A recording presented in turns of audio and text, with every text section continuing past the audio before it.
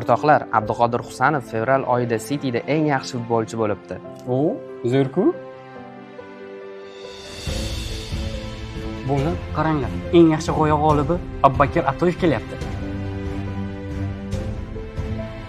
Shunga hayronman-da, doim oddiygina yuradi. Men uni o'rnida bo'lganimda edi.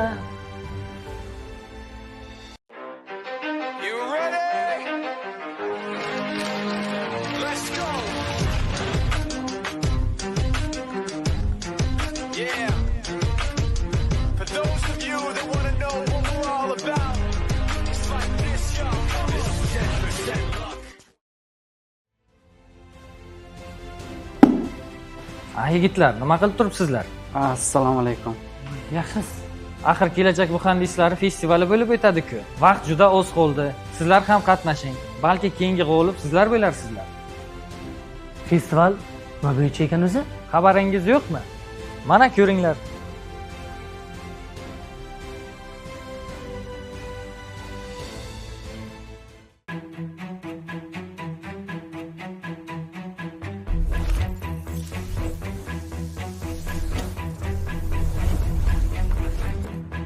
Kelajak muhandislar festivali bu innovatsion rivojlanish platformasi iqtidorli yoshlarni bir maydonga birlashtiradi.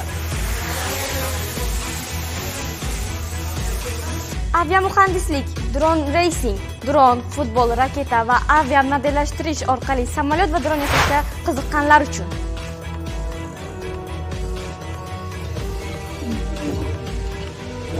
Chip dizayn muhandisligi, mikrochiplar texnologiyalarini yaratmoqchi bo'lganlar uchun. Robot muhandisligi, robovar, robofutbol, line following, robosumo va gumanoid robotlar musobaqalari orqali robotlar dunyosiga kirishni xohlovchilar uchun. Muqobil energiya va barqaror kelajakka qiziqqanlar uchun yashil energetika muhandisligi.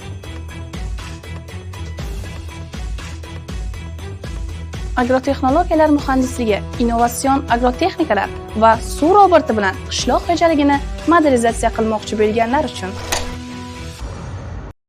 Yangi avlod avtomobil loyihalari bilan sanoat sirlarini o'rganishni istaganlar uchun mashinasozlik muhandisligi.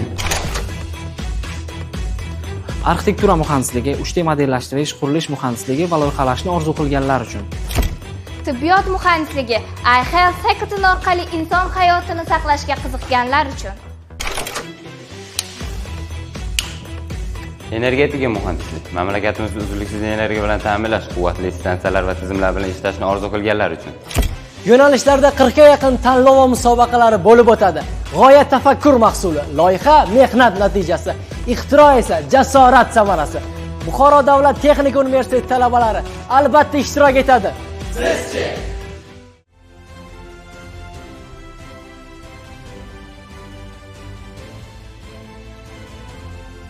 Biz o'tgan yil isbotladik. Siz ham uddalaysiz. Ishtirok eting. Bo'ldi, qani ketdik. Biz ham bir qatnashib ko'raylik, albatta natijasi bo'ladi.